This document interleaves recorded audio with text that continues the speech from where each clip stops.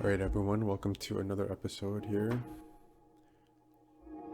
So, for this session, I am going to go over my latest painting of another vehicle. So, as you've seen before in this channel, I've done many vehicle concepts, but for this one is a little bit different. It's more of a study, really for myself, trying to shed the 3D workflow a little bit, and I'm trying to really see how far I can do, how far I can get with a piece using a purely 2D workflow without relying on any 3D. Now, with that said, I do think that 3D is an extremely useful tool. I'm not saying at all that it's something that you should shed. But for myself, I noticed that I'm just becoming a little too reliant on it, given that I have a 3D background, and that is where I started with pretty much my professional art journey. And so trying to transition into 2D and trying to get into more concept painting and illustration, I tended to use 3D as a base and as a foundation for creating concept pieces. And so, it definitely works, and it's something that I'm not going to just completely get rid of. But I felt like at some point it started becoming more of a crutch, and it's something that I was relying completely too much on. And so I wanted to see how far I could get with this one, just using a purely 2D workflow. So at this point of the video, it's actually quite far in the process.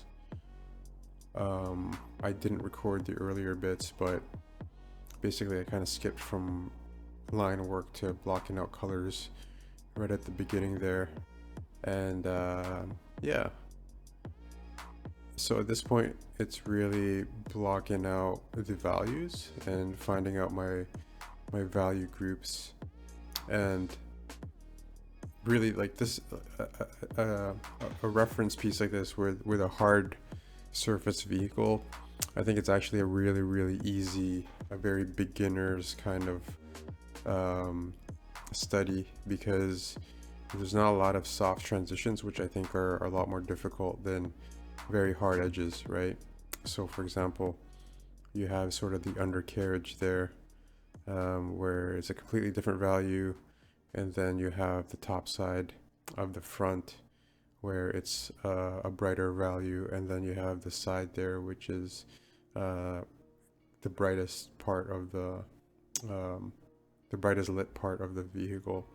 So having those really clear boundaries really help a lot in terms of organizing your values. So yeah, if you're in the same sort of journey and have the same goal of trying to learn how to paint, I suggest starting with something like this, because it's quite I think it's a lot easier than drawing like an organic object, right? Just because of the fact that the values are grouped for you, essentially. But yeah.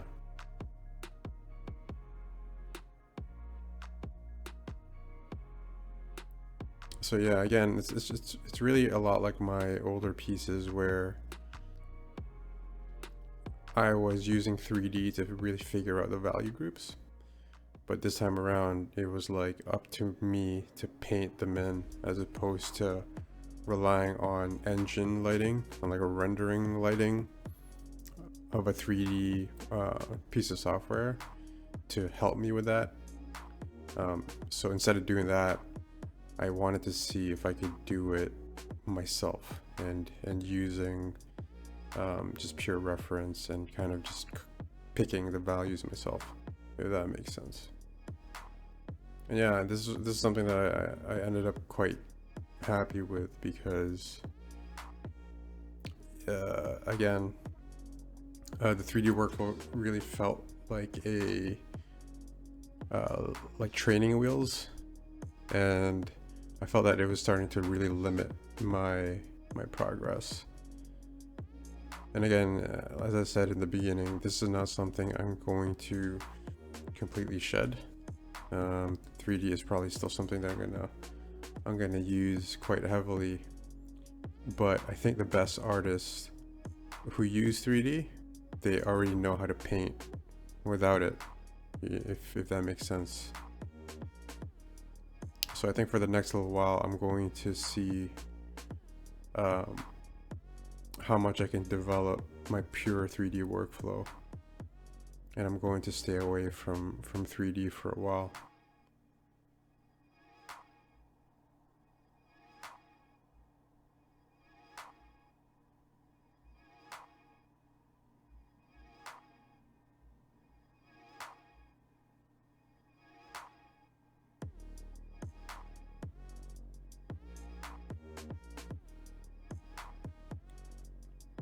So yeah, again, at this point, it's the reference is so clear in terms of the value groupings, that once you have those rule sets defined, it's quite easy to elaborate within it, you know?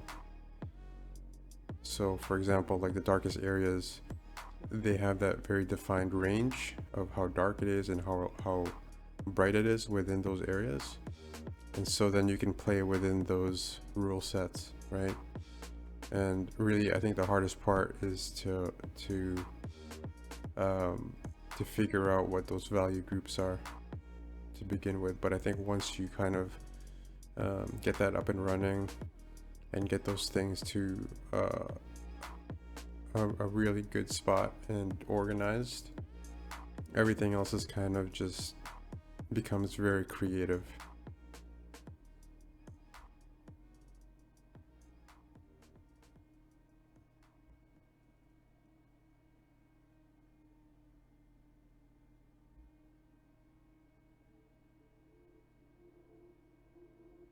So yeah, at this point, you know, like the design has really come together, and at this point it's really just adding the bits and bobs, adding more visual interest where needed, finessing and fine-tuning some things.